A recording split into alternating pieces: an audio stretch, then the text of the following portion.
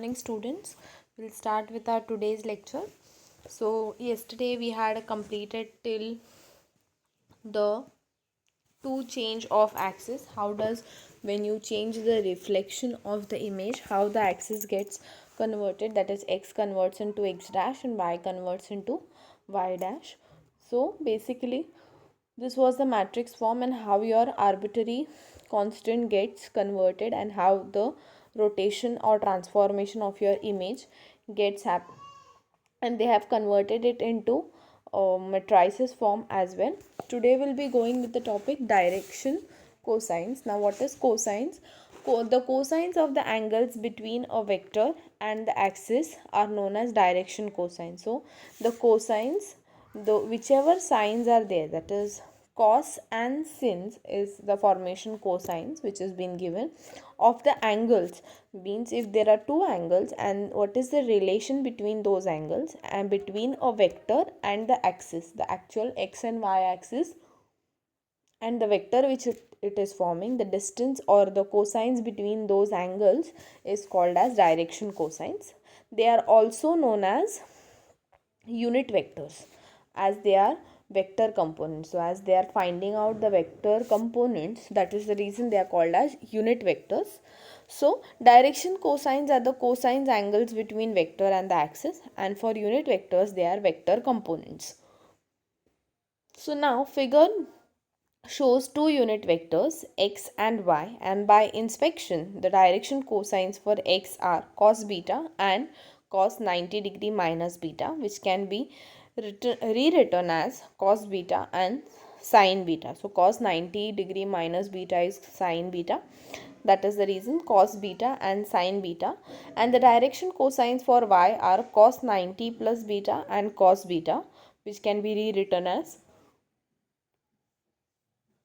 minus sin beta and cos beta. So for x you have cos beta and sin beta in the matrix when they convert it, and for y you have, for y axis you have minus sin beta and cos beta. But these direction cosines cos beta, sin beta, minus sin beta and cos beta are four elements of the rotation matrix used above. So these are the four main elements which are being used in the matrix above. So how they are used? They are used as cos beta, sin beta, because this is x axis, and next is minus sin beta, cos beta, that is y axis. So the top row contains the direction of cosines for x dash axis, and the bottom row contains the direction cosines for the y dash axis. So as I have described, both are above is the x axis, x dash axis, which is the rotation of the image, and this relationship holds in 3D. So this relation is in 2D. It also holds this relation in 3D also. How we'll see that? Suppose this is my actual angle, what I can say, that is 90 degree minus beta. So when I have y axis and x axis, for x axis now the angle between my, when it gets rotated it will be x dash axis, and for y it will be y dash axis, but beta remains the same for each and every angle, and 90 minus beta is for y axis and beta is for normal. So as you can see here, beta is for x axis and 90 minus beta is for y axis. That's the second direction of my image. Likewise, suppose this beta is for this image, 90 minus beta is for this one. If this beta is for this one, 90 minus beta will be for y dash. So the second rotation of my axis which is taking is 90 minus beta, 90 degree minus beta, which we can say. So, if the x dash and y dash axis are assumed to be unit vectors, their direction cosines form the elements of the rotation matrix.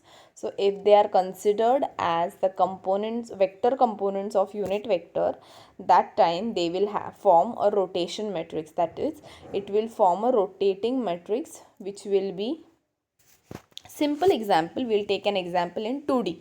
We'll not go in 3D, we'll take example in 2D where set of axis is rotated 45 degree. So 45 degree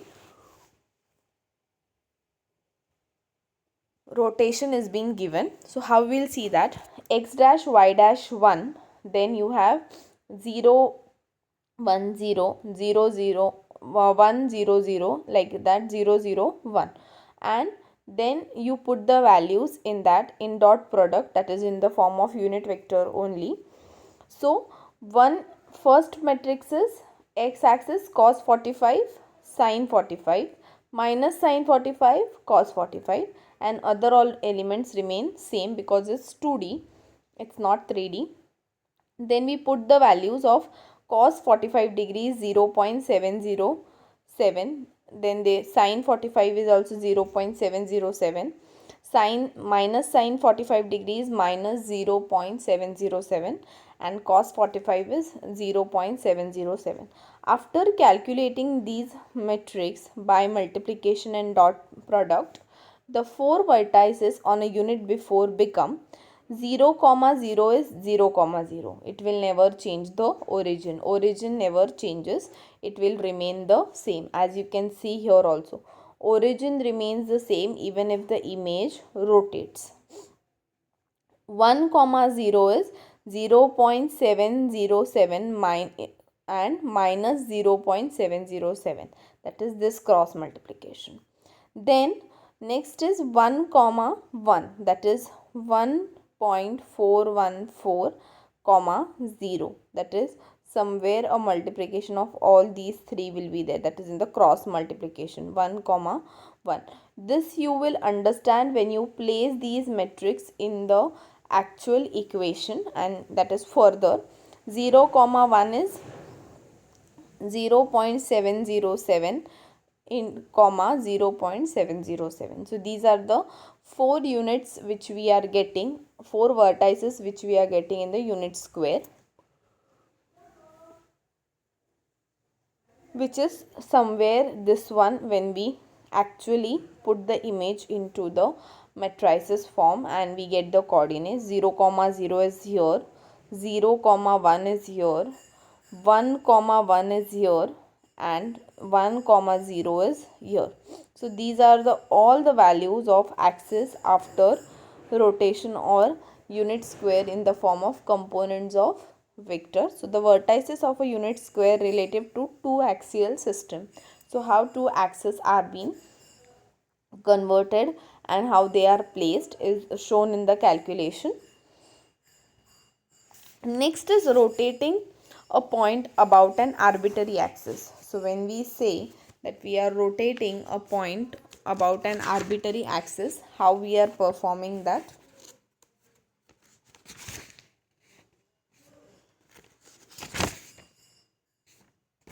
So there are two approaches or two ways in which metrics for rotating a point about an arbitrary axis can be done.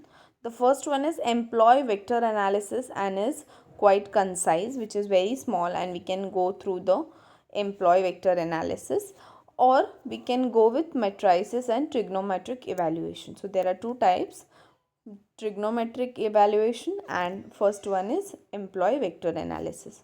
So figure below shows three views of geometry associated with the task at hand. The left hand image illustrates the overall scenario and the middle image illustrates a side elevation. The right hand image illustrates a plane elevation. So these are the, as you had seen the image prior, it's shown you that the right side hand image, that is the left side hand image, and the middle image. So the middle image illustrates the side elevation, left hand illustrates the overall image scenario, and right hand illustrates the plane elevation, that how surface it is, which surface it has captured. So transforming vectors is the next one. In that,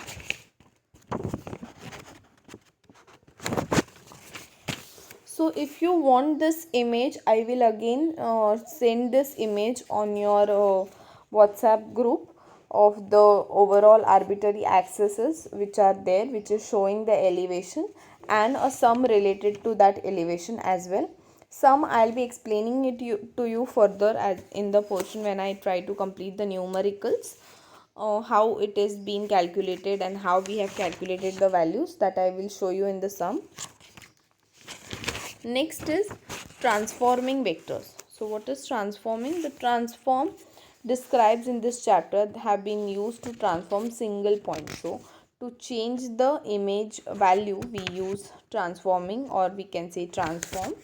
And so when we are transforming, what we are doing, we'll see that.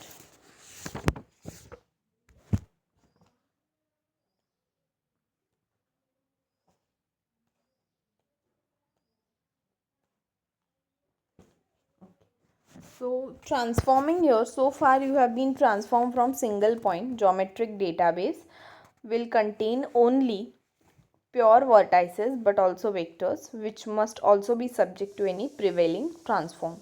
So a generic transform Q of a 3D point can be represented by, so normally your general 3D point, single point to single point, when we are converting, what we are doing, x dash, y dash, z dash. Again here it is 3D, that is the reason is z dash also, and 1 is equal to q into x, y, z and 1. That is we are multiplying it with the opposite signs of, that is x opposite is x dash.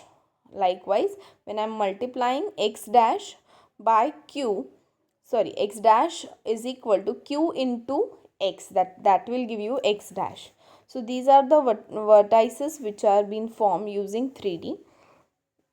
So as a vector is defined by 2 points, we can write x dash is equal, x dash, y dash, z dash, that is this one, is equal to q into x2 minus x1, y2 minus y1, z2 minus z1, 1 minus 1, where we see the homogeneous scaling term collapse to 0. This implies that any vector x, y dash of t that is transformed can be transformed using this particular formula. 1 minus 1 is 0, that is opposite of 1, 0 is again 0, that is the reason they have taken this values.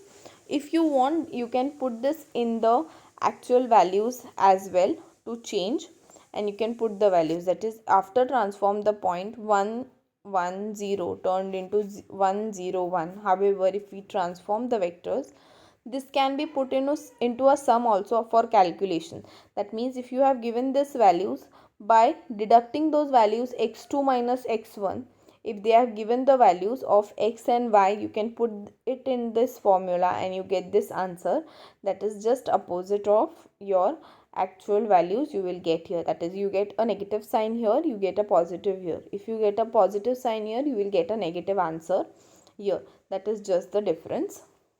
Next is determinants. Now determinants are the in transformation only, used in transformation, but how they are used, they are used for linear equations. So determinants arise in the solution of linear equations such as C1 and C2. Determinants are described in the form of C. So C1 is equal to a1x plus b1y, C2 is equal to a2x plus, now here 1 and 2 are not superscript, they are subscript, that is a1x plus b1y, a2x plus b2y. These are the determinants where the values of x and y are defined in terms of other constants. So there the x and y values will be defined without showing the solutions. The values of x and y are given by, so how x and y are being calculated, they will show that. If we take this vice versa and equate it, x is equal to c1 b2 minus c2 b1 upon a1 b2 minus a2 b1, and for y is equal to a1 c2 minus a2 c1, a1 b2 and a2 b1. So these are the x and y values without showing the actual calculation which are being given, provided that the denominator a1 b2 minus a2 b1 is not equal to 0. So is not all the time when this is the denominator, the denominator of both the x and y is same. So if you can see, it will never be equal to 0. It will be more than 0 only. It is also possible to write the linear equation in matrix form as in the normal matrix. How do you write that? Determinant, that is C1 C2 is equal to A1 B1 A2 B2 multiply by x and y. So when you multiply these values, you get these operations, and that you can put in the determinant form in this formulas as well. So, and we notice that the denominator comes from matrix term. So these denominators have been performed with this matrix only. They have said this is called as determinant. So when you are multiplying it with the determinant product, you get these values, and is valid only for square matrix. It's only valid for square matrix, not the more than square matrix. It's not possible. A determinant is defined as follows: A1 B1 A2 B2 is equal to A1 B2 minus A2 B1